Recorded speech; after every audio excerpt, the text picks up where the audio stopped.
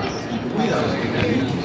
A manera de recordatorio, no tomar fotos o flash en este video antes de llegar a Disneyworld.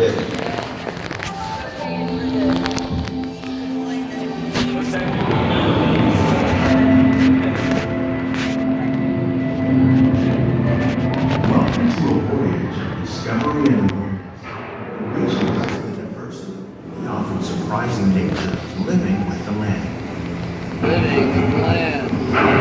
Our journey begins as dramatic and sudden changes are sweeping over the land. The approaching storm may seem violent and destructive to us, but to nature, it's a new beginning in the cycle of life.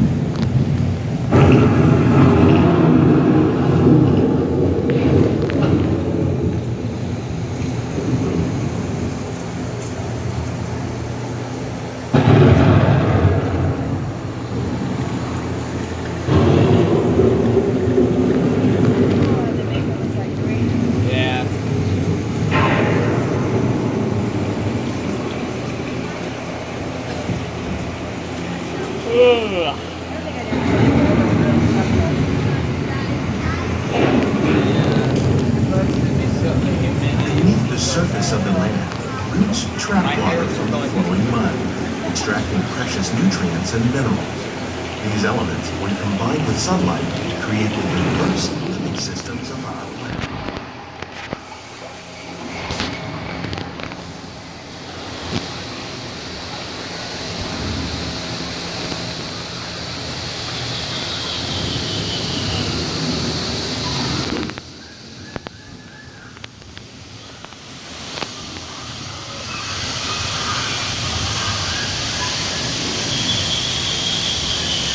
One of those living systems is the rainforest, home to the most amazing concentration of life on our planet.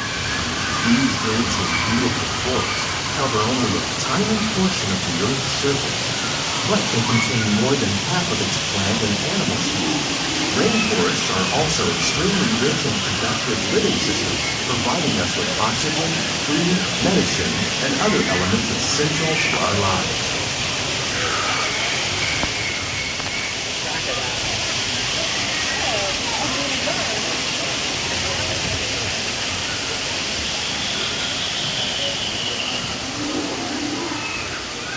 They should have added a drop to this ride.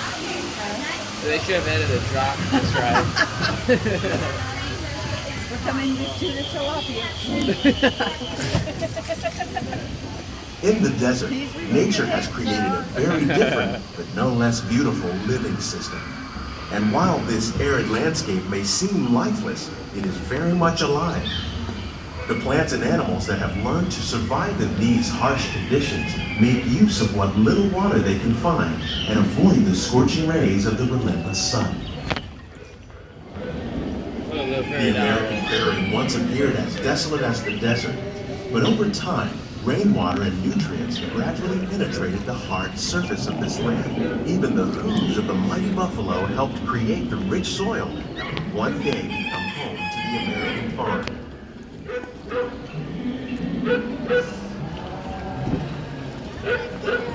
Yeah, there's the Garden Grill.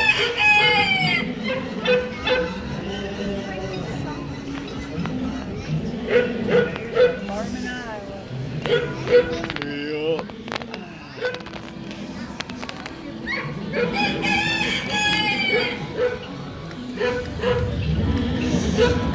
Of all the forces at work on the land, humans have had one of the most profound effects. The need to produce food for a growing world led to the enormous use and sometimes overuse of the land. In our search for more efficient ways to grow food, we often fail to realize the impact of our methods.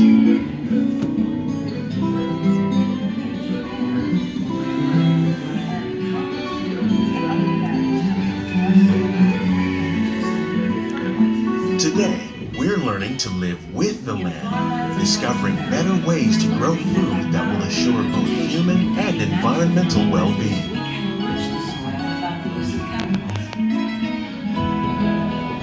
In Saudi Arabia and Mexico, we're learning to produce food on desert seacoasts by developing and planting crops that thrive on salt water.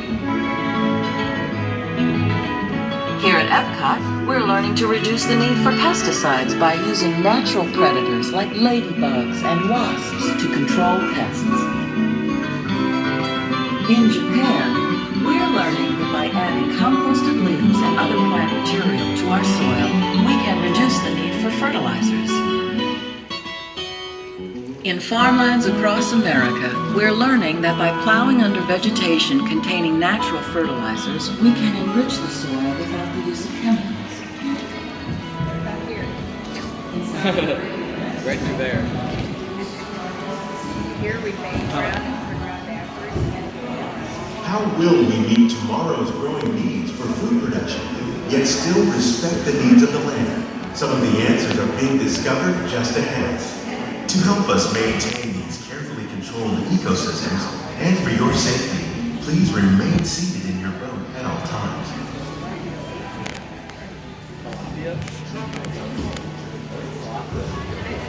Really? I mean, yes, they are. I have.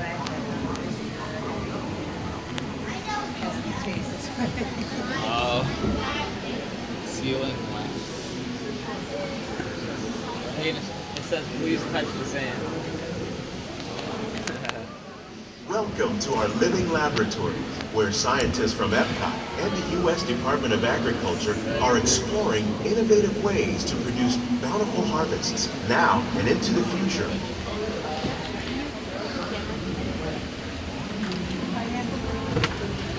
The tropics are home to the greatest diversity of plants on the planet. Many of these, like papaya, bananas, cacao, coffee, and rice, are well known around the world. These are just a few of the edible plants that have been an important source of nutrition for people living in the tropics. Many are rich in vitamins and minerals, while others are well adapted to growing in less than ideal conditions. Some, like the water lily, thrive in wet, swampy areas and waterways. All parts of this plant, even the flower petals, are edible. The starchy root of the plant has long been used to make flour for baking.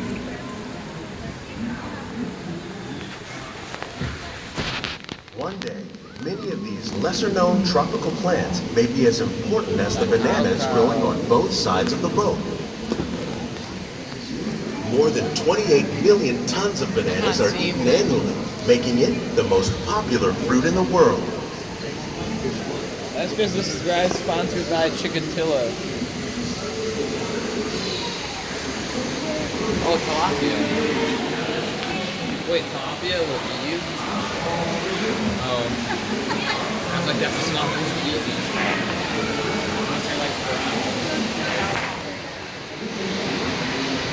When we mention farming, you probably don't think of fish, but fish farming, or aquaculture, accounts for nearly half of all the seafood consumed globally. Tilapia, bass, and catfish, like the ones you see here, are three of the more popular crops raised by fish farmers. So they put the channel catfish in there that used to be alligators.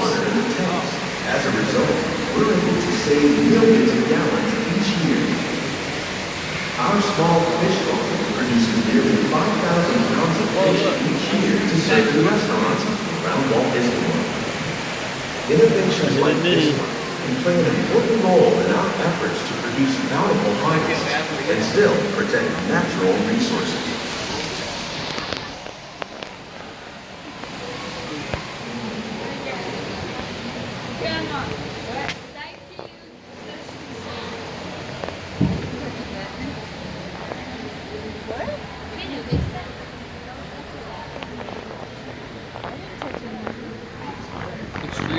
While there are more than 50,000 edible plant species in the world, most of us are only familiar with the handful that make up our everyday diet. The common grains growing here, wheat, maize, sorghum, and millet, plus rice, account for nearly 2/3 of our global food consumption.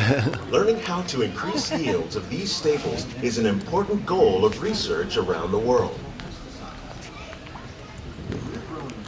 Did you know that Living at the Land holds the world record for most tomatoes grown on one plant? Really? In 1 year. These plants are definitely on their way up. Innovative growing techniques like these increase yields, while more efficiently using resources like water, fertilizer, and pesticides.